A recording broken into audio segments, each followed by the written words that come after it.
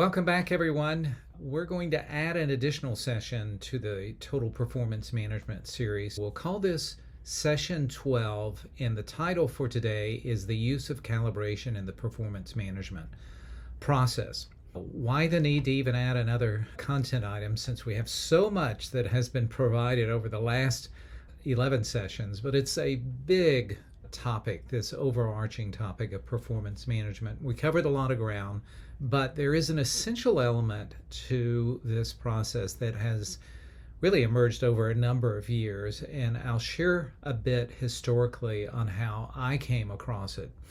Many years ago, early in my career, I was running human resources for a large semiconductor company, or at least a division of it, and we had roughly 500 employees, and I introduced the notion of calibration. And here's how it came about. Around that time, Jack Welch, the famous or infamous CEO of General Electric, had, among other things, introduced this notion of every year the company should seek out and fire their bottom 5% of their performers, which at the time was embraced to some degree among the business press because of the audacity of taking those actions. So they would hold what became known as racking and stacking meetings, rating and ranking sessions to ultimately determine who were the top performers all the way down to those who were at the point at which they should be sent packing from the company. Yet over time, this came to be realized as unrealistic because of a number of reasons. First of all, just the sheer brutality of doing that on an annual basis. It implies that they did poor hiring. So why do they keep having this bottom 5%? And why are they waiting till the end of the business year in order to make a decision about the release of employees from the company? Because in theory, if someone was struggling and couldn't recover, wouldn't you take action during the course of the business year? There were a number of things that were ultimately surfaced as faulty about it, but my leadership team that I was partnered with and myself thought there's an element of this that we could consider taking on. We initially tried this, and not sure whether we called it calibration at the time. Ultimately, I adopted this term, and I know it's generally adopted in the business world and in the human resources world as well. So we had our first calibration session, and this was for a division of roughly 500 employees. There were a lot of employees' performance to be considered as we were at the end of the year, and we pulled together all the people leaders into a rather large conference room because this is probably 40-ish people leaders from frontline employees all the way up through the division president, and I was running this session. And the thought was, because this was a very metrics intensive culture, we'd do all this on a spreadsheet that was projected in the front of the room. We had all the employees in there and their managers, where they worked, what their proposed rating was, and how that rating translated to a performance merit increase. And then at the bottom, we had our targeted merit budget. Let's say it was 3% in this case. So our thought was, this is going to be an efficient day. We'll run through every single employee, determine where they should be, and then ultimately have the rating established as well as their merit increase. So the managers could leave the room equipped with the majority of the information they need to complete their reviews and let the employees know what their ultimate rating and pay increase would be. So we were thinking this is going to be a great thing. However, it was way too burdensome, and we were getting into things like who should be the 48th ranked employee and who should be number 49 and so forth. Who should be number 211 versus 212. We literally were getting that prescriptive in our work. And the quick learning out of that is that, first of all, there can't possibly be real distinctions, fine distinctions that would place one person above or below another to that degree. So we took that learning away, and in future years, we revised that process to where ultimately we focused on how do we define excellence for this division of 500 employees? What does excellence look like? How do we define it? And what are the examples of employees who made significant difference on the business for their team, for the organization, for the division?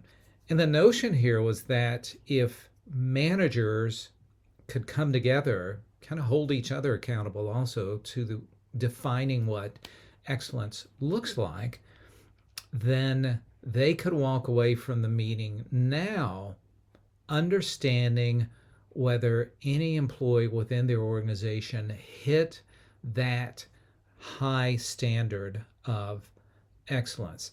These are people who had the good fortune of the resources and also took significant initiative, had creative solutions, exhibited positivity, so they were a real benefit to the culture of their organization, and they delivered something profound.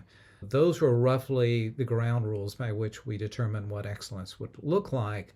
And then we had healthy discussions and debates around what that meant for this year for their employees. And so for the soft-rated notion managers and those who were tough by nature managers, there was equilibrium established for the room, and ultimately we reached agreement. And even though it was a fairly large division, these employees, oftentimes when we identified them as fitting this definition of excellence, they were often seen by other people, leaders within the organization. They could say, yeah, we've seen Susan. She is amazing. She delivered great service for us. Or a manager could say, I think Joe warrants consideration for excellence. And another manager may say, Joe partnered with us on this project and it just went okay. But we weren't that impressed with Joe. That's part of that equilibrium that would come about. And that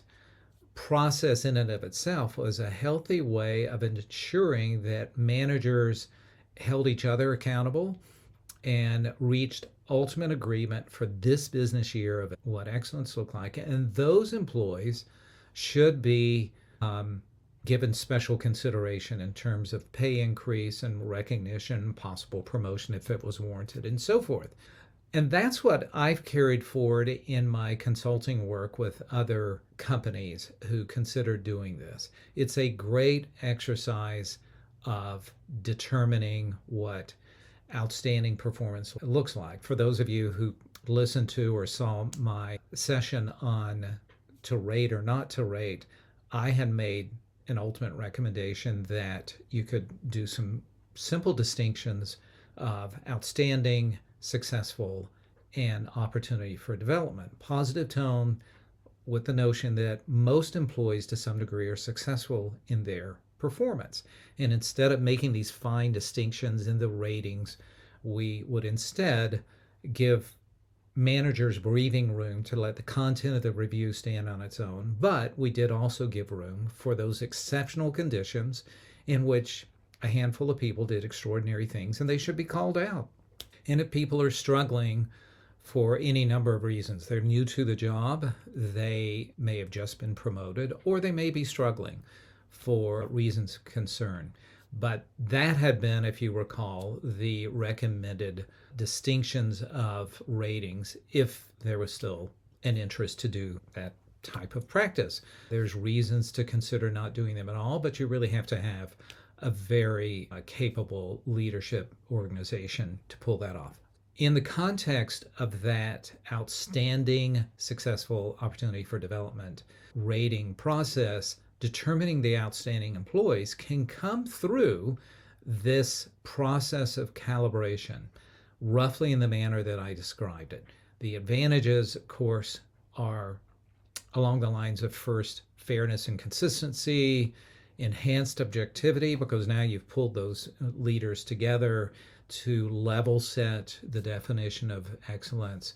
There's that accountability of pulling everyone together so you can see leaders in practice and help them in their work of advocating for their employees or being more focused on that advocacy if it wasn't being demonstrated in this session and in other cases throughout the course of the year. And ultimately, this led to alignment, or will lead to alignment with organizational goals. Now, some of the disadvantages, it is time consuming, so there's a commitment, but it's certainly not like the example I gave in my original use of calibration, which we were trying to make these distinctions of every employee within the organization. It's just not practical and realistic. But there is still the importance of dedicated time to this process. There is the potential for groupthink. Consider it this way. If you have a strong-willed senior leader or other strong-willed leaders within the room, they may overwhelm the process. And that's where great facilitation comes into play. If it's an HR leader or someone else who has been identified as equipped to be able to take on the responsibilities of running this very critical process of distinction of performance, that quality facilitation is necessary to address the bias, call it out, and make sure that behavior or those behaviors were managed in the course of this work. There can be resistance, disengagement. Some leaders may simply be obstinate. They may be resistant in one fashion or another. So that needs to be addressed as well. That could be an indication of other behavioral concerns having to do with that leader's practice. There's much more to be gained by the work of calibration than to simply have managers write a review and give a rating. The worst case that I've discussed in the performance management series to date. Hopefully this makes sense. That's why I did want to add this as an additional session to the total performance management series. I may come up with some other things, but this warranted a dedicated session. And you're welcome to reach out to me again. You can find me at AustinWorkNet.com. My contact information is there as well. So I wish you luck if you're taking it on for the first time. I'm an available advocate and resource for you to do the good work of calibration in your team, your organization. Okay, that's it for now. May see you in the future with total performance management, certainly in other sessions in which I'm happy to provide some best practice ideas for you. That's it. Thank you.